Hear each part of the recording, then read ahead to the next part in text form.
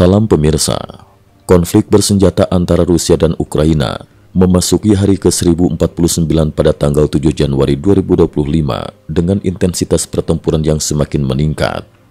Pada tanggal 6 Januari 2025, Ukraina melancarkan serangan rudal strategis terhadap wilayah Rostov, khususnya di Kamenets-Sakshinsky, menargetkan fasilitas penyimpanan teknologi militer yang terhubung dengan pabrik FKP Kamenetsky. Serangan ini merupakan tindak lanjut dari serangan sebelumnya oleh rudal Storm Shadow pada 18 Desember 2024. Serangan rudal dan drone Ukraina di Rostov dan Belgorod. Serangan rudal Ukraina pada hari tersebut menargetkan pabrik kimia militer Kamenetsky, salah satu fasilitas produksi bahan bakar roket terbesar di wilayah Rostov. Serangan ini mengakibatkan kebakaran hebat dan asap tebal yang menyelimuti kawasan pabrik, menandakan kerusakan signifikan.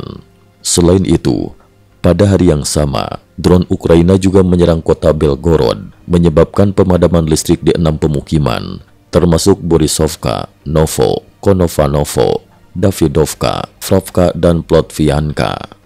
Serangan drone ini semakin memperberat kondisi masyarakat Rusia yang terdampak perang.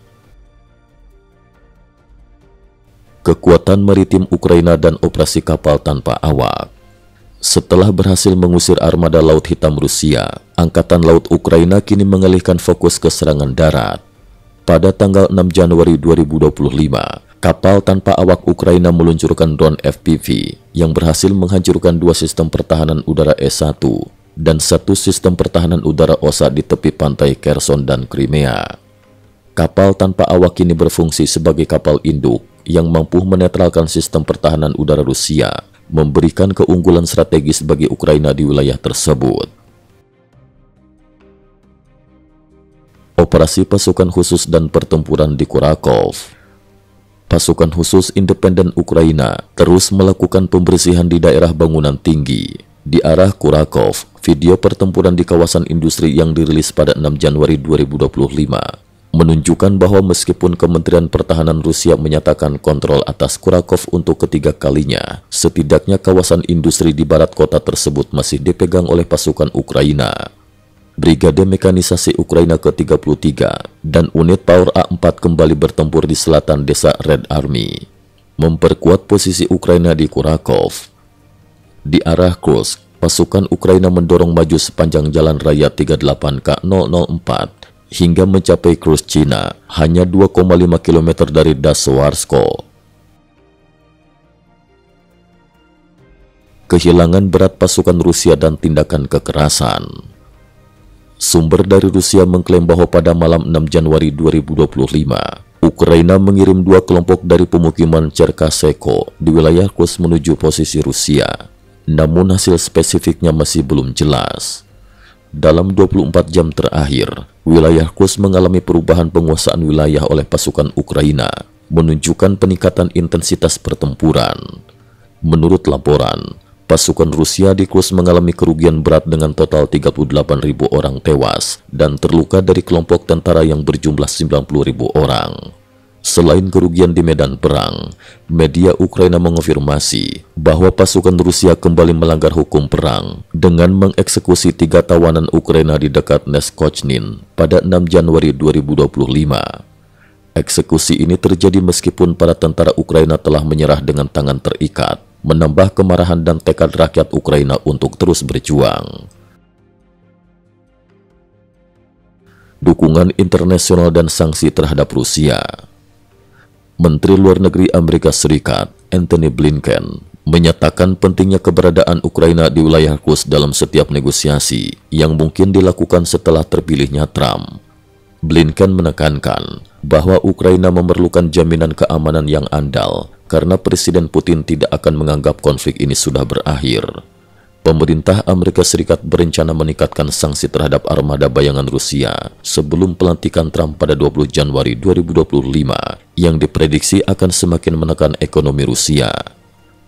Presiden Prancis Emmanuel Macron serta Inggris secara terbuka mendukung Ukraina, dengan Inggris berjanji akan terus memberikan bantuan meskipun Amerika Serikat mengurangi dukungan. Rheinmetall, perusahaan pertahanan asal Jerman, menerima pesanan baru untuk menyediakan 180.000 amunisi jet pro kepada Ukraina, mendukung upaya militer Ukraina yang semakin intens.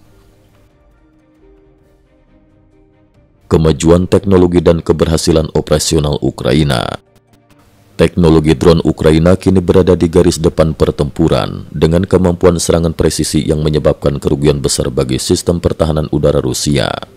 Pabrik kimia militer Kamenetsky di Rostov menjadi target utama serangan udara Ukraina, memperlihatkan peningkatan frekuensi serangan terhadap target domestik Rusia.